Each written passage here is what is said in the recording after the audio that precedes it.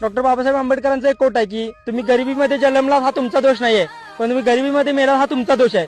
So ती गोष्ट बदलण्यासाठी तुम्ही प्रयत्नांची पराकाष्ठा केली तर तुम्ही संधीचं सोनं करून तुम्ही सिच्युएशन बदलू शकताय.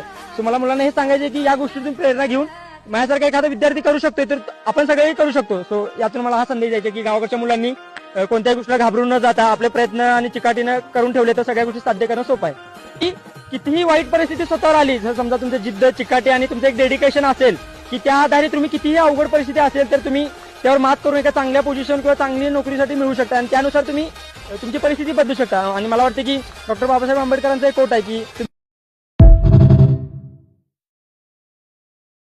डॉक्टर बाबासाहेब आंबेडकरांचा एक कोट आहे की तुम्ही गरिबीमध्ये जन्मला हा तुमचा दोष नाहीये, पण तुम्ही गरिबीमध्ये मेला हा तुमचा दोष आहे.